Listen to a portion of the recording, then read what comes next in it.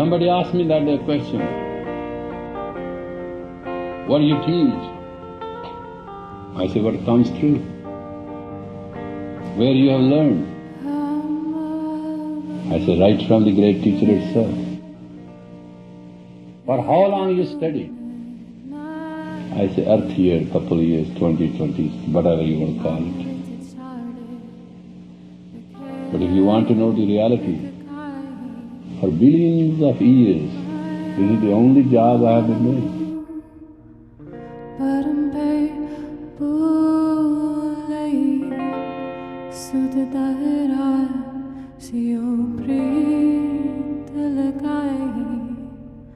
It's a golden chain of teachers that goes from time immemorial, goes forward into time immemorial. I want to open the energy field so you can experience some of the love that I experienced from my teacher. And this goes back countless lifetimes and countless infinite locations. It's a beautiful thing. It's very rare on this planet, and it's virtually unheard of in, say, Western culture here. So we're operating on lower frequencies and inundated with lower frequencies, so we don't understand the capacity of devotion and love that a teacher and a student can achieve. That's my prayer, is that you can have some taste of that infinite connection.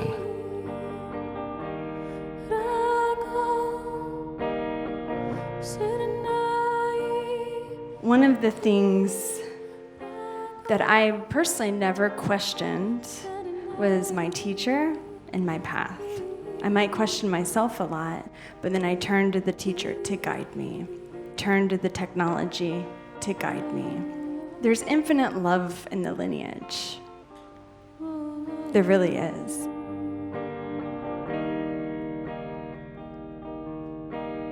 Do you need a teacher in this system? Yeah, you do. People say that you don't need it. That's false. That's not right. You need a teacher. You 100% need a teacher. That's how the lineage is passed from heart to heart. It's not passed through information. It's passed through a heart exchange. And that's why no matter what level you practice at, you have to have a certain respect. And you have to have a certain respect for the person who's delivering it. Because you're receiving something very, very, very precious that you oftentimes work lifetimes for. So you have to have a reverence.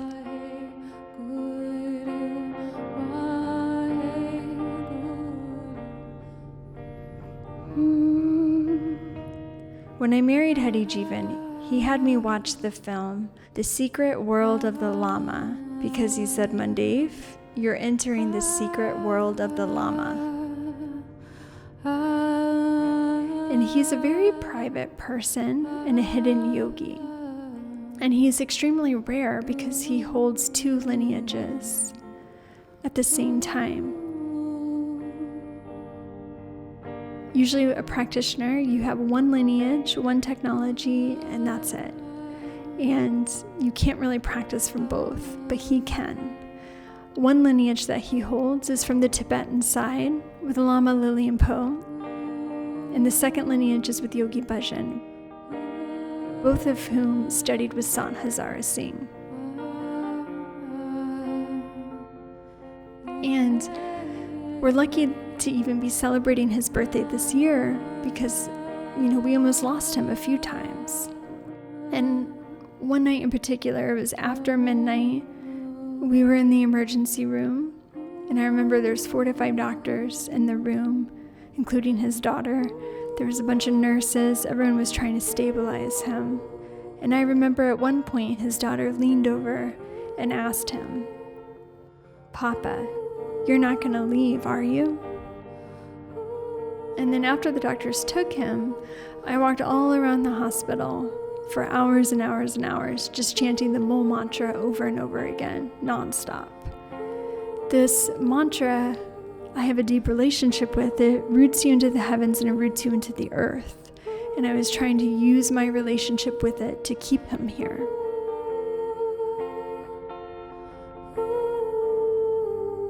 And while I was walking the hospital chanting, I kept Yogi Bhajan's Tradakam photo in my mind because almost half a century earlier, that's how Harijiwan first connected with his teacher before he met him in the physical realm. He was meditating one morning, and during his meditation, Harijiwan entered a great cathedral dome. And in that dome, he was surrounded by 1,000 or more Tradakam pictures, all beaming on him.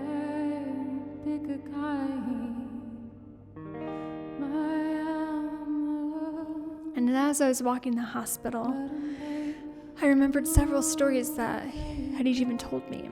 In one, he said Yogi Bhajan once told him that he had the blood of Guru Gobind Singh running through his veins. And he said to Harijiwan, if you don't understand that, then you know nothing. And once we went to France, and we visited the room where his root guru, Dujam Rinpoche, left his body. And it was such a sunny day, everything was clear, and when we left, a big rainbow appeared in the sky, and it seemed to cover the entire valley. It was incredible. The colors were so bright. Harijiwan had told me when he first met Dujam Rinpoche in London in the 1970s, that night in the dream space, he saw vivid colors that he had never seen before or since.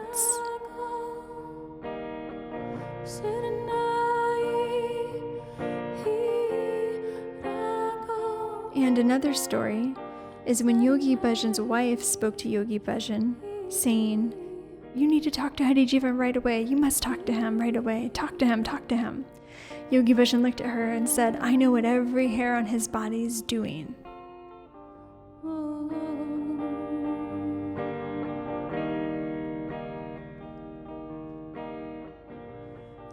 And another time, Yogi Bhajan said to Harijiwan, you exist purely on the tantric energy. If I withdraw it, you'll fall flat on your face.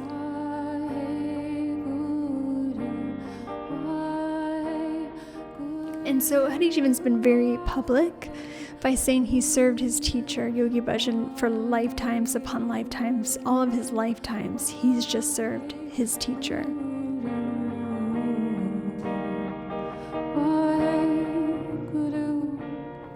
And once Yogi Bhajan said to Harijiwan, you're not from here.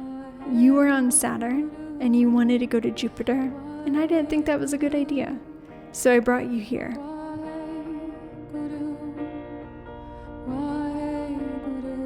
We use Satanama because one great power of this mantra is if you don't have an arc line and it's not your destiny to practice these teachings, Satanama can create that for you. So it's a great blessing that someone comes in here who wasn't in their destiny to practice, that you can create that opportunity for them. So it makes you a very positive force on the planet, because there's many beings wandering around here who can be blessed and have an elevated destiny, escape the lower realms. And for those that have come here to go deeply into these teachings and to teach these teachings and spread these teachings, it gives you the command of the elements, gives you the flow of the elements, and gives you the cosmically connected intuitive awareness so you know how to assemble the elements, dance with the elements. And I remember once we went to St. Mark's Cathedral in Venice, Italy. We had a special evening tour with just a few people. It was nighttime and quiet. And when you enter an empty cathedral at night, it was pretty spooky. But Harijiwan looked into the shadows and he said to me, an entity that dwells here just greeted me. It said to him, your off-planet reputation as a master of sound precedes you. Welcome.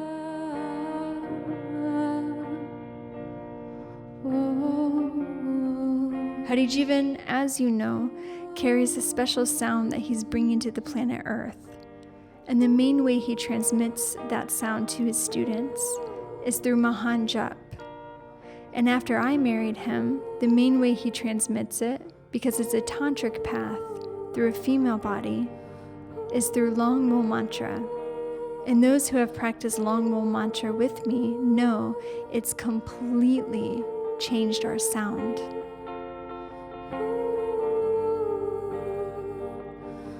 Mahan Jap, because of its special mathematical properties, allows the practitioner to gain accelerated numbers of recitations.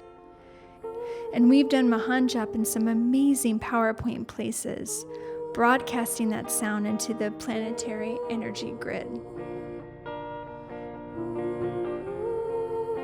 We've practiced Mahan Jap in Stonehenge, inside the Giza Pyramid in Egypt, Chartres Cathedral in France, in one of the vortexes in Sedona, Mount Shasta. We even had a trip to Tibet where we did Mahan Jap in the Dalai Lama's summer palace in Lhasa. We practiced Mahan Jap in the famous Naga temple behind the Patala Palace, and also in Milarepa's cave with Harijiwan holding Milarepa's walking stick. And for many years, we practiced Mahan Jap outside St. Petersburg, Russia, close to the Finnish border. And those were some epic energy fields that we opened.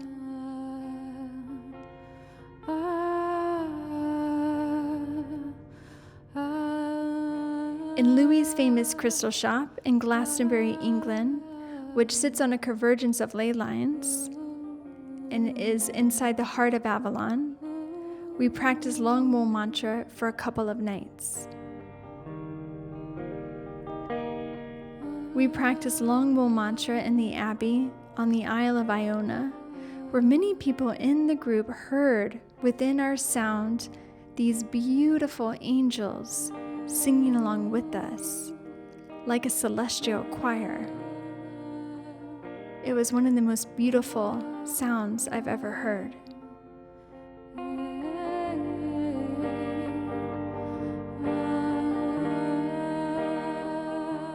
And once I was having a dream within a dream within a dream, and Yogi Bhajan was there. And if you ever have a dream with a great master, a great teacher, it's a very precious opportunity. And so I was having this dream within a dream within a dream, and I was speaking with Yogi Bhajan, and I told him how I was concerned about Harijiwan's health. And he looked at me, and then he looked up, and he said, with the general, all he's ever known is battle. And Harijiwan in a previous incarnation was a general in Guru Gobind Singh's army.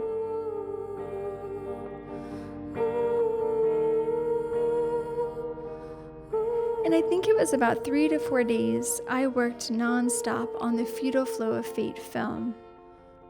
This film was my response to the attacks in Yogi Bhajan in our lineage, and I had an extremely short, unheard of deadline to complete it. It's about a 52-minute film, and that takes a long time to make. So I hadn't slept for days. But for me, these attacks were very personal. Attacking my lineage is extremely personal for me.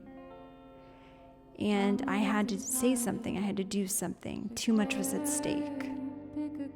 And we were trying to catch a flight to Egypt, and I showed Harijiwan what I hoped was the final edit, the final version of the film. And I remember it being about 3 a.m. in the morning. I showed Harijiwan, he watched it, and he said, the film's complete, it's done.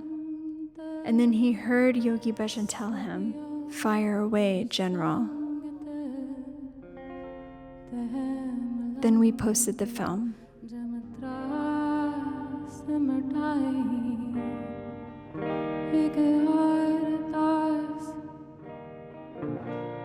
And so Harijiwan, him holding these two lineages is a source of deep confusion for students.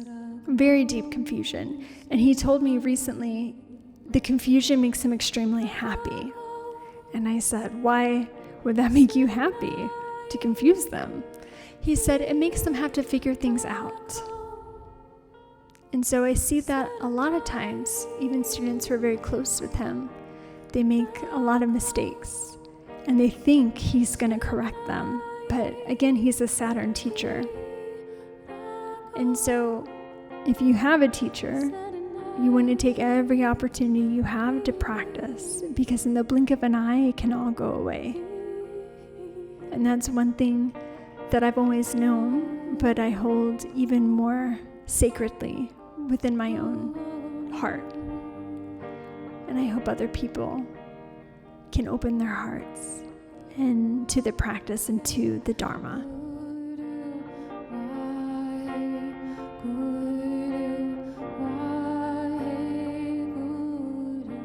I myself am privileged to be the student of Yogi Bhajan, the Supreme Master. All my lifetimes, I've been the servant of my Lord Master. And I'm obligated to pass on the teachings that were given to me. So sit straight, open your heart, and ask for the blessing that you can walk this path of love, that you can experience this kind of joy and heightened sensitivity and sophistication, and that you're protected from the lower forces trying to pull you away, take you away, deny you, deprive you. Find in your heart that kind of magical frequency of liberation, of enlightenment, of joy and success.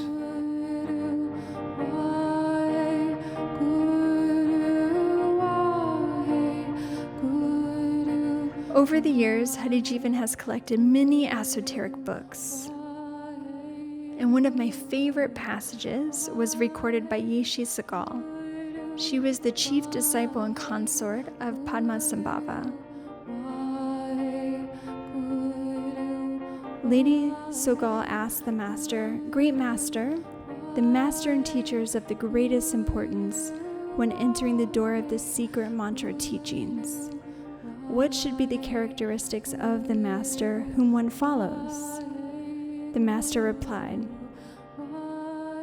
"The master and teacher is of sole importance. The characteristics of a master are these: he should have trained his mind, he should possess many oral instructions, and he should have vast learning and experience in practice and meditation. He should be stable-minded and skilled in the methods of changing the minds of others. He should have great intelligence and care for others with compassion. He should have great faith and devotion toward the Dharma. If you follow such a master, it's like finding a wish-fulfilling jewel. All your needs and wishes will be fulfilled."